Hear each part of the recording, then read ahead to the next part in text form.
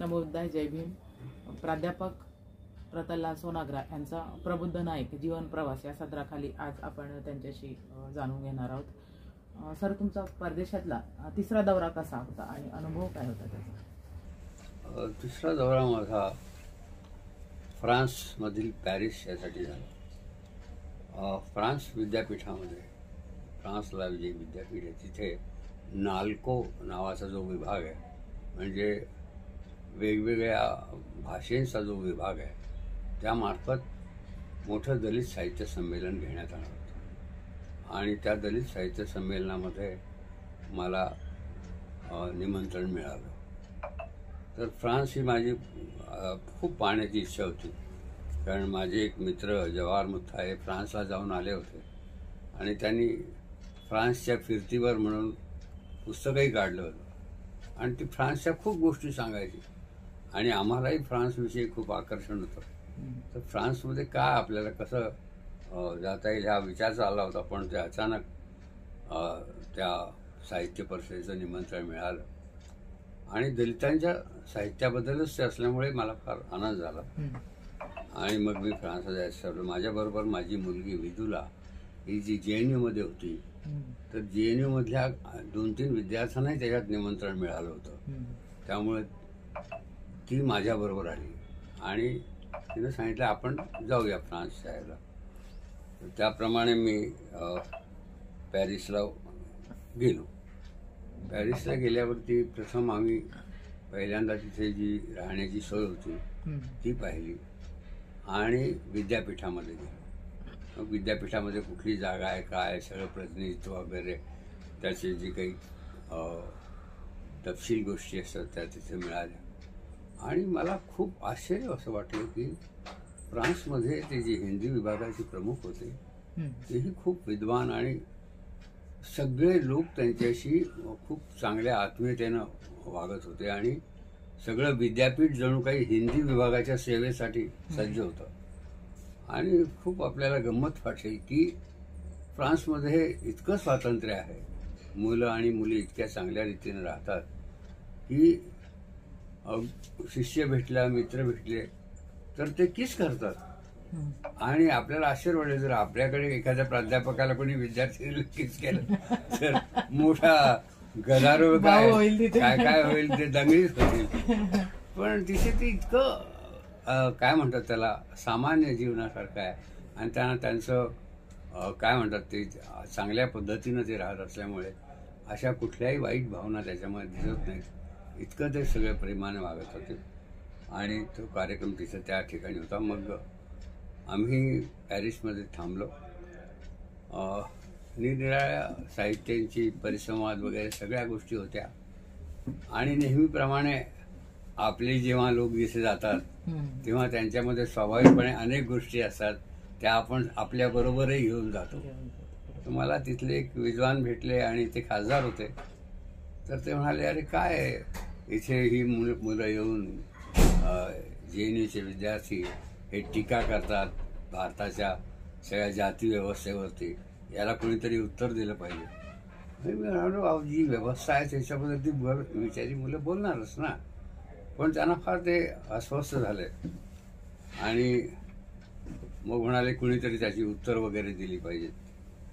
तर म्हटलं असं नाही, त्यांना बोलू द्यावं. आणि माझ्या मुलीने सांगितलं की जे आपण हे परिसंवाद काय असतात, जे इथे आहे ते तिथेच आहे.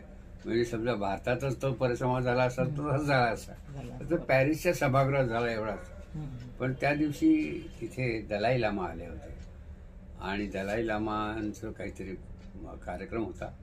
जाताना दलाई लामांची आणि माझी अशी समोरासमोर ज्याला म्हणतात अशी भेट झाली. मी त्यांना नमस्कार केला आणि मला खूप आनंद झाला की आपल्याला या विद्यापीठात देखील दलाई लामा यांची भेट होते.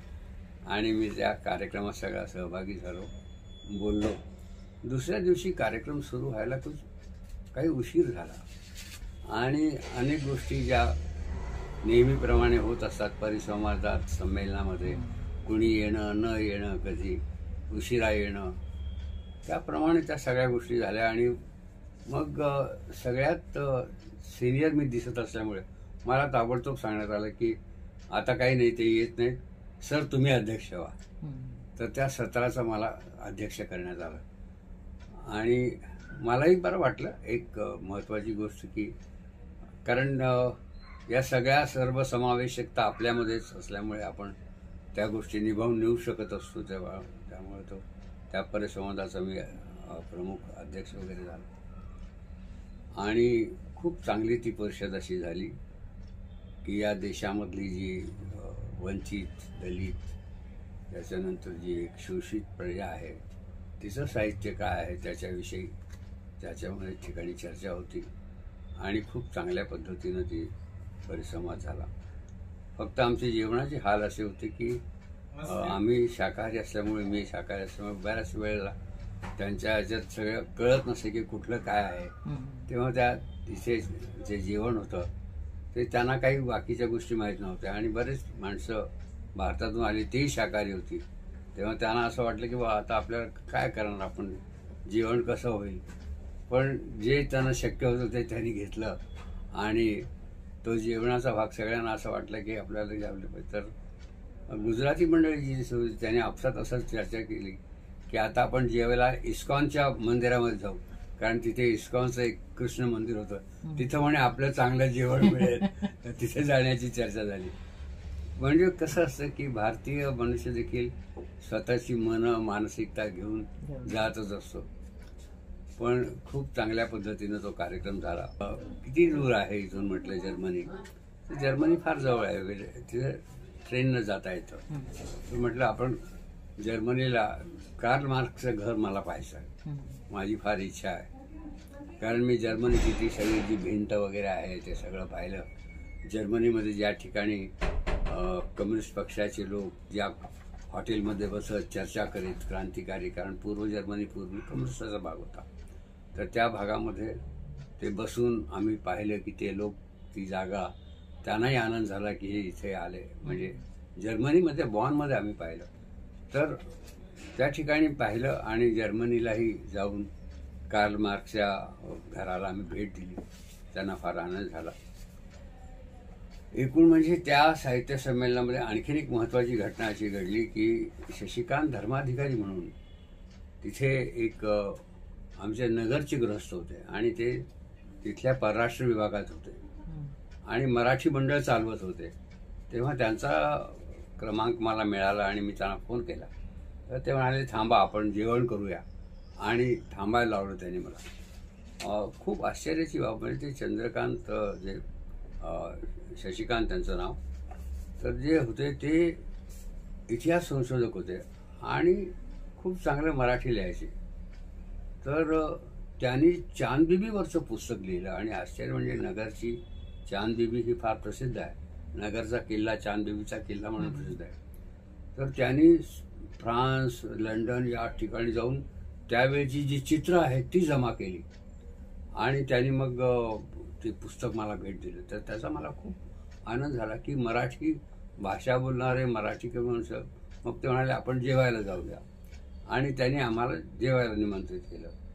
पण आश्चर्य म्हणजे त्यांनी जेवायला जिथं निमंत्रित केलं ते सुद्धा दिल्लीमध्ये जे दाक्षिणात्य हॉटेल आहे त्याचीच शाखा होती. म्हणजे पुन्हा मुलगी म्हणाली अहो दुसऱ्या देशात येऊनही तुम्ही इडली सांबार बसलेला आहात. तर तिथे अगदी ते श्रवणा म्हणून जे आहे ते त्याची शाखा आहे आणि तिथे ते इडली सांबारच त्याचं ते दाक्षिणात्य जेवण आम्हाला त्याने दिलं. तर कधी कधी मग मी म्हणायचो अरे आपण खरोखरच पुन्हा पुन्हा मग आपलीच माणसं तीच भेटतात तिथे. आणि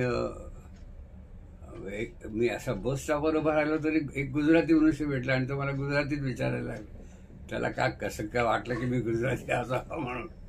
पण ही फार मोठी अशी परदेशामध्ये ज्याला म्हणतात जाणीव होते माणसाला.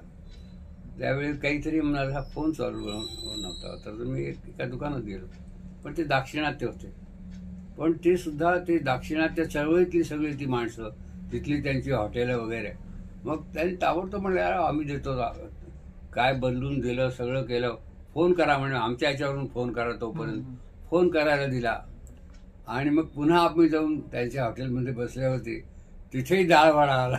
म्हणजे मला खूप आश्चर्य वाटले की ज्या गोष्टी आपण असं वाटतं की आपल्याकडून त्या चुकून राहतील, पण त्याही तिथे मिळाल्या. आणि दुसरं सांगायचं होतं की रात्री आम्ही ज्या हॉटेलमध्ये गेलो त्या ठिकाणची जी शेफ वगैरे मंडळी होती ती सगळी काही माणसं पाकिस्तानहून आली होती, काही बांगलादेशवरून आली होती.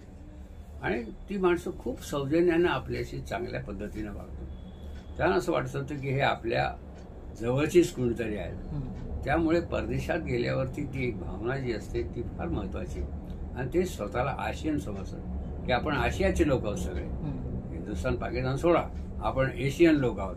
आणि अशा भावनेनं ते वागतात.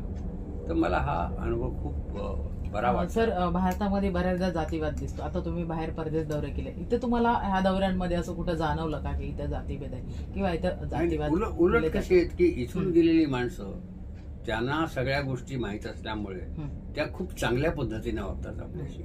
म्हणजे ते भेदभाव करत नाही, उलट आपलं सहकार्य इच्छितात. त्यांनाही आपलं हवं असतं आणि आपल्यालाही त्यांचं हवं असतं. कारण मग त्यांना असं वाटतं की आता आपण इथे कोण आहेत, आपल्याला इथे हाच मनुष्य आपला आहे की याला आपली भाषा माहिती आहे. त्यामुळे तसा तो भाग नाही. पण परदेशामध्ये शेवटी आपण, मी म्हटलं ना की आपली सगळी मानसिकता आपण घेऊन जातो. जेव्हा एखादा प्रसंग येतो तेव्हा ते मग दिसतं आपल्याला की ते कसं आहे, जातीवाद कसा आहे हा दिसतो आपल्याला. तर परंतु सामान्यतः तो काय म्हणतात वितळलेला असतो सगळा. आणि तिथे विशेषतः काळी मंडळी म्हणजे ही आफ्रिकन मंडळी खूप जास्त दिसतात. आणि कधी कधी लोक म्हणतात की तिकडे जाऊ नका, भीती वाटते वगैरे, तिथे ती माणसं आहेत. तर आम्हाला तसं काही वाटलं नाही. कारण ते आता कसं आहे की त्यांच्या काळामध्ये तिथे जे असतात छोट्या वस्त्या असतात. आणि खरं म्हणजे फ्रान्समध्ये खूप उदार माणूस सुद्धा आहेत त्या ठिकाणी की ती माणसं एकमेकाशी चांगल्या पद्धतीने वागतात. आणि तसाच अनुभव जर्मनीला आला. पण सगळा अनुभव सगळा चांगला की आपल्या तिथल्या जी वाहनं आहेत ती म्हणजे जी पब्लिक वाहनं आहेत त्यांचा फार चांगला उपयोग केला जातो. कारण खाजगी वाहनांच्या पेक्षाही ती फार त्यांना सोपी पडतात, जवळची पडतात आणि त्याचा वापर खूप चांगल्या पद्धतीनं करतात. तर ही फार महत्त्वाची घटना असं जाणवतं की लोकांना आपल्या राष्ट्राविषयी, आपल्या देशाविषयी, आपल्या भाषेविषयी, आपल्या कलेविषयी, संस्कृतीविषयी खूप प्रेम आहे. आणि प्रामाणिकपणाचा आणखीन एक भाग सांगतो की मी एक पुस्तक मला मिळत नव्हतं आणि ते होतं 1000 भाषणे जी प्रसिद्ध जगातली जी आहेत 1000 भाषणं. म्हणजे अगदी सुरुवातीच्या काळातल्या ग्रीक तत्त्वज्ञापासून तर आत्ताच्या नेत्यापासून तर नेहरूपर्यंत त्यामध्ये फक्त भारतीय मला वाटतं एक गांधीजींचं भाषण आहे आणि एक नेहरूंचं भाषण आहे. तर ते पुस्तक मला हवं होतं. तर मी एका दुकानामध्ये गेलो, पुस्तकाच्या दुकानामध्ये. तर ते दाखवलं तर त्याची किंमत फार जास्त होती. तर आम्ही चौकशी केली किती किंमत आहे वगैरे, हे घ्यावं म्हणजे. पण त्या मालकाने आम्हाला सांगितलं की म्हणजे आता मला आश्चर्यच वाटतं की अशी गोष्ट घडू शकते का. ते म्हणाले हो हे पुस्तक आहे ना इथे फार महाग आहे म्हणे, तुम्ही असं करा मुंबईला जाल ना अमुक ठिकाणी घ्या, हे फार कमी याच्यात आहे आणि तुम्ही तिथून घेतलं तर फार सोपं होईल तुम्हाला, कशाला तुम्ही इतके पैसे.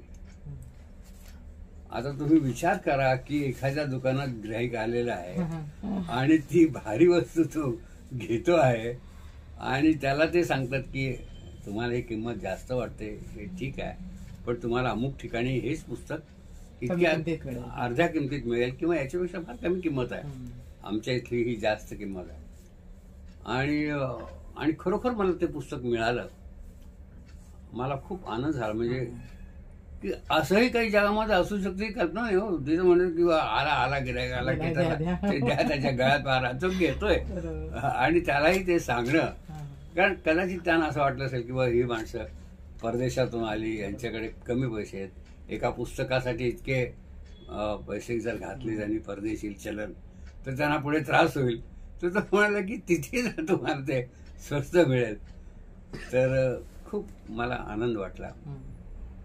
त्याच्यानंतर म्हणजे अशा ही जी प्रामाणिकता आहे तर आपण जगद्गुरू विश्वगुरू काय म्हणत असू, पण आपल्याकडे ही येण्याची फार आवश्यकता आहे की कमीत कमी इतकी प्रामाणिकता, माणसाला माणसासारखं करणं, त्याच्या अडचणी जाणून घेणं, त्याच्याविषयी सहानुभूती बाळगणं, आणि मगच तो जगामध्ये आपण एकमेकाशी व्यवहार करू शकतो फार चांगल्या पद्धतीने, असं मला वाटतं. त्यानंतरचा माझा दुसरा प्रवास जो झाला तो श्रीलंकेचा झाला.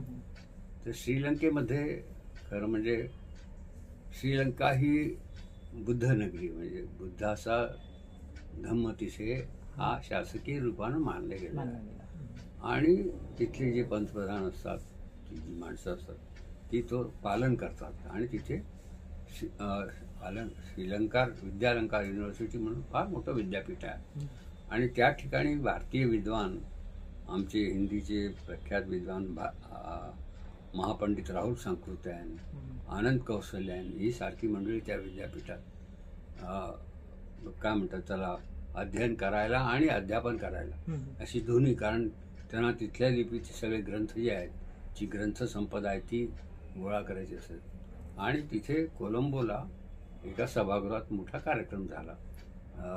तो होता समता साहित्य अकादमीचा कार्यक्रम.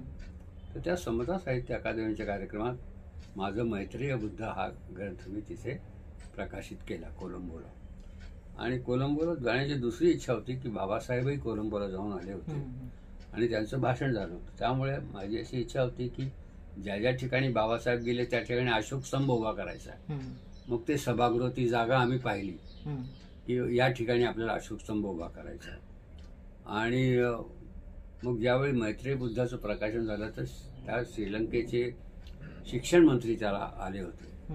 आणि दुसरे एक विद्वान, तमिळ विद्वान त्या ठिकाणी, तमिळ आणि म्हणजे सिंहली विद्वान त्या ठिकाणी आले होते. त्यांनी ते पुस्तक पाहिलं. त्यांना खूप आनंद झाला आणि ते म्हणाले की आम्ही हे पुस्तक सिंहली भाषेत अनुवाद करू आणि आमच्या सगळ्या श्रीलंकेच्या लोकांना देऊ. त्या ठिकाणी माझं भाषण झालं. तर फार महत्त्वाची घटना म्हणजे अशी की आपण लंकेविषयी चर्चा करते, रावणाची आहे, तिचं लंका दहन झालेलं आहे. पण मी पाहिलं की तिथे त्या बाबतीत काहीच नाही. पण आता लोकांनी ते केलेलं आहे की बाबा त्या ठिकाणी होते म्हणून काहीतरी त्यांनाही पर्यटनासाठी मग ते म्हणतात बाबा ठीक आहे ते आले होते. परंतु तो भाग नाही. तसा पाहिलं श्रीलंकेचा शोध आपल्याला इकडे घेतला पाहिजे, कारण तितक्यात दूर तिथपर्यंत ते गेलेले नाही आहेत. पण त्या ठिकाणी एक गोष्ट मात्र आहे की बुद्धिस्ट तत्त्वज्ञान जे आहे तेच त्या ठिकाणी गेलं. आणि सम्राट अशोकाची जी मुलगी संघमित्र आहे ती आणि मुलगा महेंद्र हे श्रीलंकेला गेले. तर ते कसे गेले तर त्याची आम्ही काय म्हणतात जी ऐतिहासिकता पाहिली तर ते अशा जलमार्गाने गेलेत. कसं आहे की नद्या आपल्या ज्या आहेत त्या अशा वेगवेगळ्या ठिकाणी वाहतात. तर त्या मग सन्नती या ठिकाणी किंवा कर्नाटकामध्ये जी नदी वाहते आहे त्या नदीमार्गे ते दक्षिणेपर्यंत गेले आणि दक्षिणेहून पुढे जलमार्गानं पुढे गेले. आणि त्यानंतर श्रीलंकेत त्यांनी त्या ठिकाणी जी बोधिवृक्षाची फांदी आहे ती अवंतिकापूरला लावली आणि आज त्या ठिकाणी ती फांदी आहे, त्याचं वृक्ष झालं. त्याचं एक पान देखील ते कुणाला देऊ देत नाहीत. म्हणजे त्याची पानं देखील ते सांभाळून ठेवतात की तो बोधिवृक्षाची ही फांदी आहे. कारण इथला बोधिवृक्ष तोडून टाकला शशांक राजाने आणि तो तोडून कापूनच टाकला सगळा. म्हणजे संपूर्णपणे फक्त खोड राहिले असेल किंवा मूळ राहिले. पण आता तो पुन्हा हे झालेला आहे. पण ते नष्ट करण्याचं काम केलं होतं. त्यामुळे ज्या वृक्षाखाली, ज्या बोधिवृक्षाखाली तथागतांना ज्ञान झालं त्याची ओरिजिनल फांदी मात्र श्रीलंकेत आहे. तेव्हा आता बाबासाहेबांनी त्या काळात पत्र लिहून ती फांदी जी आहे त्याच्या वृक्ष त्याचा एक भाग मागितला. तर ते शासकीय ठराव करून ती फांदी इथे देण्यात आली आणि मग ती नागपूरला लावण्यात आली की त्या वृक्षाचीच फांदी नागपूरला दीक्षाभूमीला आहे. तर ते इतकं ते बुद्ध धर्म जपून ठेवतात आणि कुठेही घाण दिसणार नाही. अगदी शांतपणे झाडाखाली देखील असली तरी एखाद्या बुद्धाची प्रतिमा तिथे आहे. पण तिथं काही नारळ केलेला, पूजा केलेली, असं काही काही दिसत नाही. अगदी खूप शांतपणे आहेत. प्रत्येक ठिकाणी अशी बुद्धाच्या प्रतिमा आहेत. पण त्यांच्यावरती जे शासन होतं, त्या शासनानं त्या काळात त्यांच्यावरती असं लादलं होतं की तुमची नावं ही तुम्ही त्यांच्या ख्रिश्चन धर्माप्रमाणे ठेवली पाहिजे. त्यांची नावं डेव्हिड वगैरे आहेत, त्या धर्मानं वेगळे आहेत, पण शाळेत घालताना तुमचं नाव अमुकच पाहिजे असं केलं होतं. तर ते आता बदललं, कारण त्या ठिकाणी अनागारिक धम्मपाल म्हणून जे आहेत त्यांचं नाव वेगळं डेव्हिड होतं, पण ते त्यांनी मग धम्मपाल हे नाव घेतलं आणि ते मग भारतात आले आणि त्यांनी खूप मोठा धम्मप्रचार केला. बोधगयेविषयीचं सगळं केस केली आणि ते बोधगया बुद्धाच्या ताब्यात मिळावं याचं मोठं आंदोलन केलं. पण मला मग त्या श्री अलंकार विद्यापीठात जाण्याची संधी मिळाली.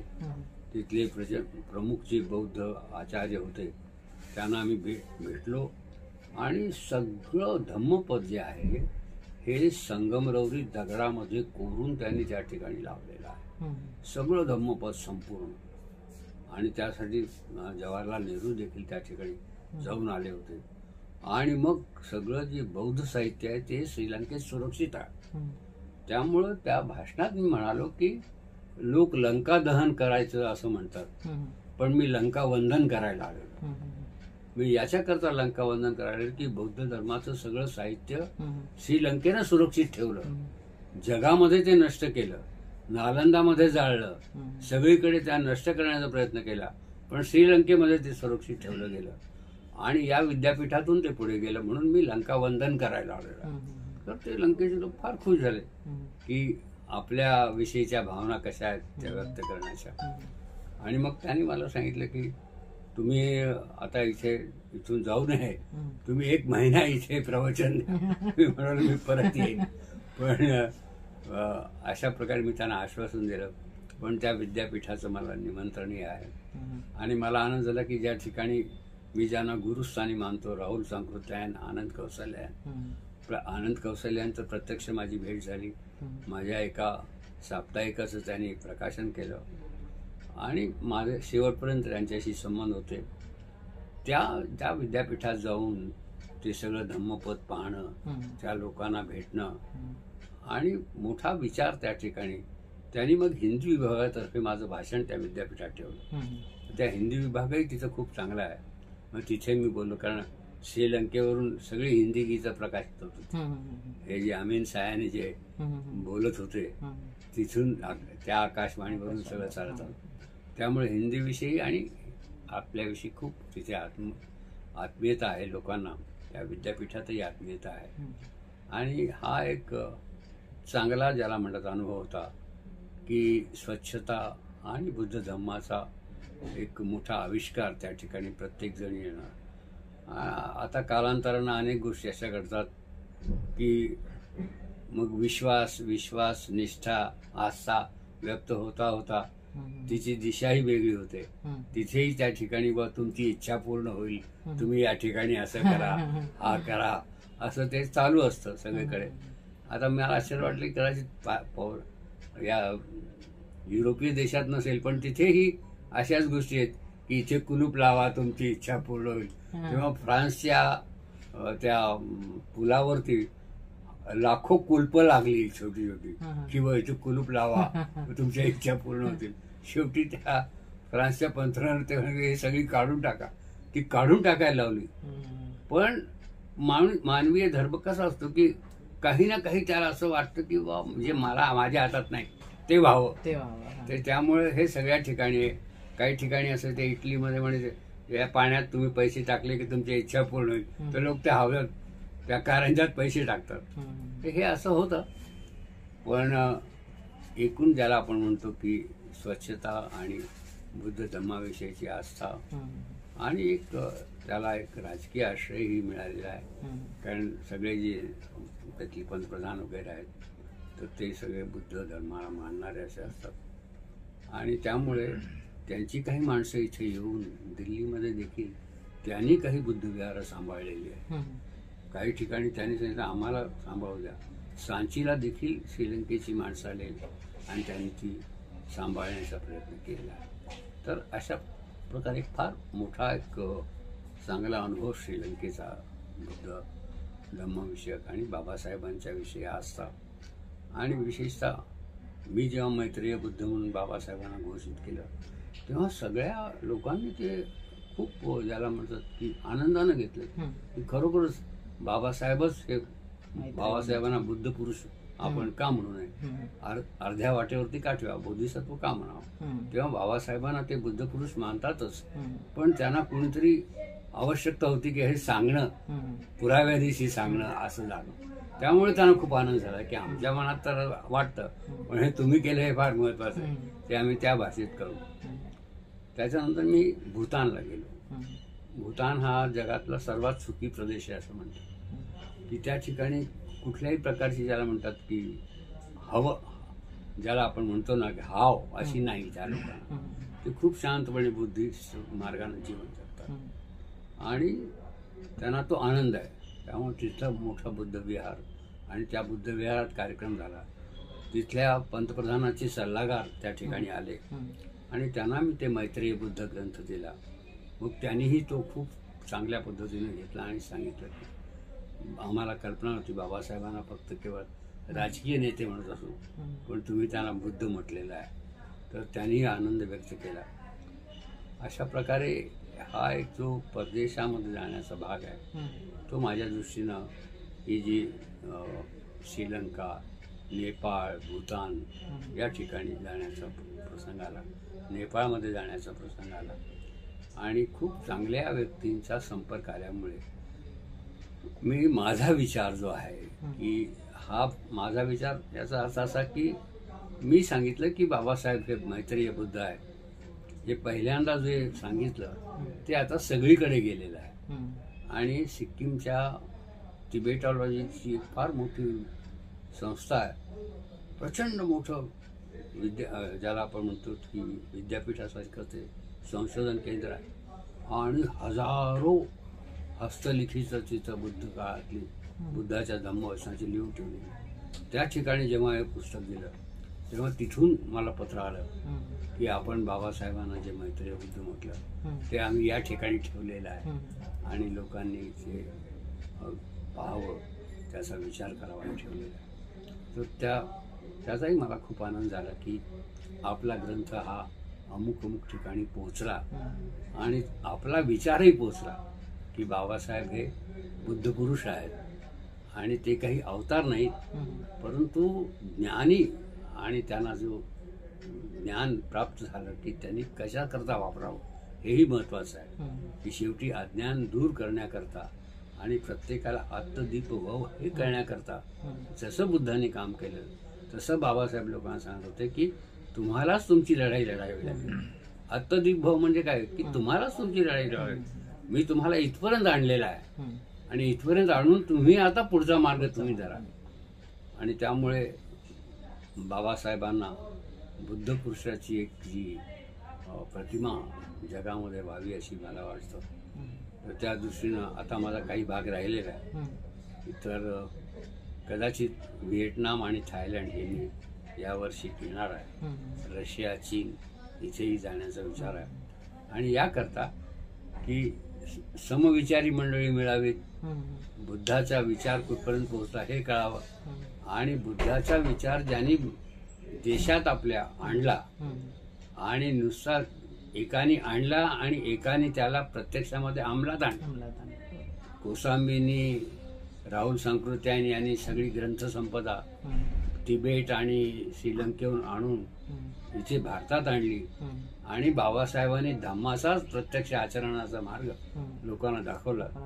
त्यामुळे या सगळ्यांचा विचार करून आपलेही त्याच्यामध्ये काही योगदान असावं, आपणही त्यात एक भाग असावा यासाठी मी प्रयत्न करीत होतो.